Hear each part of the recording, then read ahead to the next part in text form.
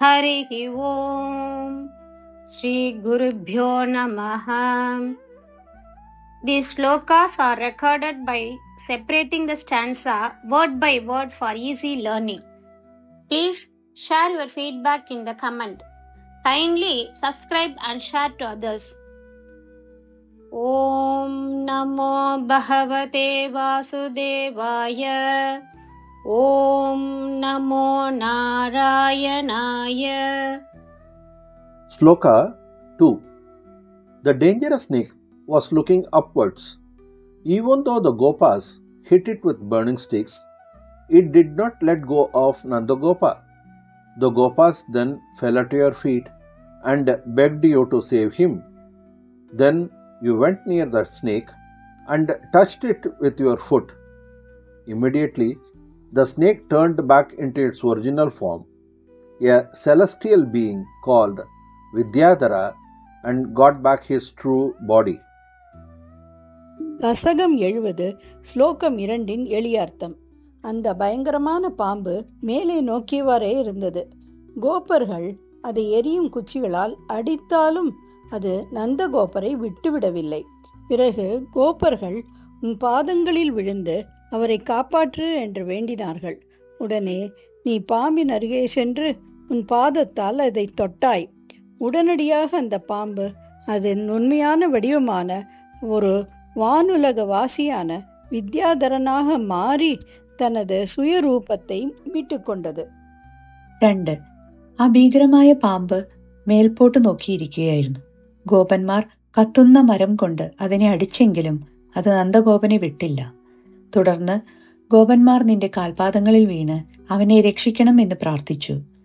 അതിനുശേഷം നീ പാമ്പിന് സമീപം ചെന്നു നിന്റെ കാൽ കൊണ്ട് അതിനെ സ്പർശിച്ചു.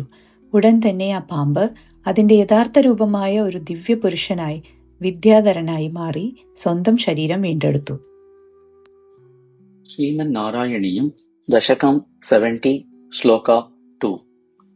സമുന്മുഖം അഥ ഉൽമുഖൈഹി സമുന്മുഖം അഥ ഉൽമുഖൈഹി സമുന്മുഖമഥോൽമുഖൈഹി സമുന്മുഖമഥോൽമുഖൈഹി സമുന്മുഖമഥോൽമുഖൈഹി അഭിഹത്തെ അപി തസ്മിൻ ബലാത് അഭിഹത്തെ അപി തസ്മിൻ ബലാത് അഭിഹത്തെ അപി തസ്മിൻ ബലാത് സമുന്മുഖമഥോൽമുഖൈരഭിഹതേപി തസ്മിൻ ബലാത് സമുന്മുഖമഥോൽമുഖൈരഭിഹതേപി തസ്മിൻ ബലാത് സമുന്മുഖമഥോൽമുഖൈരഭിഹതേപി തസ്മിൻ ബലാത് അമുഞ്ചതി ഭവത് പദേ ന്യപതി അമുഞ്ചതി ഭവത് പദേ ന്യപതി അമുഞ്ചതി ഭവത് പദേ ന്യപതി പാഹി പാഹി ഇതി തൈഹി പാഹി പാഹീതി തൈഹി പാഹി പാഹീതി തൈഹി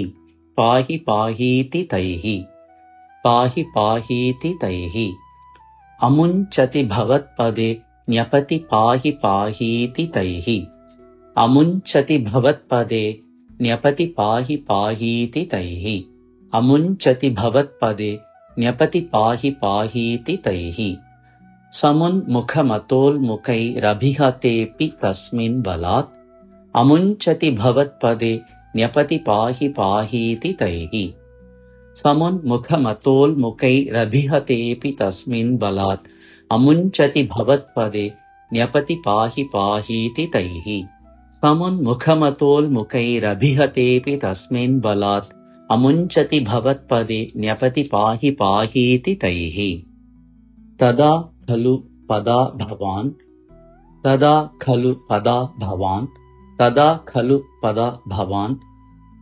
സമുപഗമ്യ പസ്പർശ തം സമുപഗമ്യ പസ്പർശ തം സമുപഗമ്യ പസ്പർശ തം തദാ ഖലു പദാ ഭവാൻ സമുപഗമ്യ പസ്പർശ തം തദാ ഖലു പദാ ഭവാൻ സമുപഗമ്യ പസ്പർശ തം തദാ ഖലു പദാ ഭവാൻ സമുപഗമ്യ പസ്പർശ തം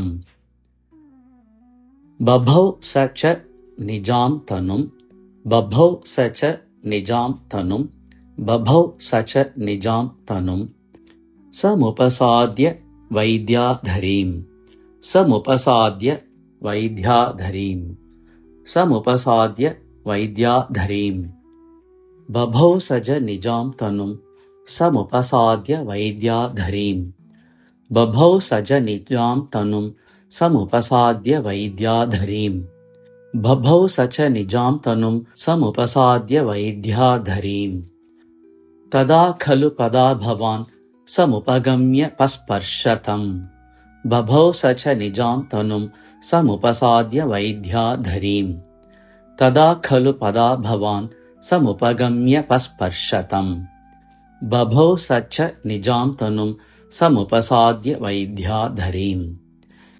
समुन्मुखमतोल्मुखैरभिहतेऽपि तस्मिन् बलात् अमुञ्चति भवत्पदे न्यपदि पाहि पाहीति तैः तदा खलु पदा भवान् समुपगम्य स्पर्शतम् बभौ सच निजां तनुं समुपसाद्य वैद्याधरीं समुन्मुखमथोल्मुखैरभिहतेऽपि तस्मिन् बलात् अमुञ्चति भवत्पदे न्यपदि पाहि पाहीति तैः तदा खलु पदा भवान् समुपगम्य स्पर्शतम् बभौ सच निजां तनुं समुपसाद्य वैद्याधरीं समुन्मुखमतोल्मुखैरभिहतेऽपि तस्मिन् बलात् अमुञ्चति भवत्पदे न्यपदि पाहि पाहीति तैः तदा खलु पदा भवान् समुपगम्य स्पर्शतम् बभौ सच निजां तनुं समुपसाद्य वैद्याधरीं समुन्मुखमथोल्मुखैरभिहतेऽपि तस्मिन् बलात् अमुञ्चति भवत्पदे न्यपति पाहि पाहीति तैः तदा खलु पदा भवान् समुपगम्य स्पर्शतम् बभौ सच निजां तनुं समुपसाद्य वैद्याधरीं समुन्मुखमतोल्मुखैरभिहतेऽपि तस्मिन् बलात् अमुञ्चति भवत्पदे न्यपति पाहि पाहीति तैः तदा खलु पदा भवान् समुपगम्य स्पर्शतम् बभौ सच निजां तनुं समुपसाद्य वैद्याधरीं समुन्मुखमतोल्मुखैरभिहतोऽपि तस्मिन् बलात् अमुञ्चति भवत्पदे न्यपति पाहि पाहीति तैः तदा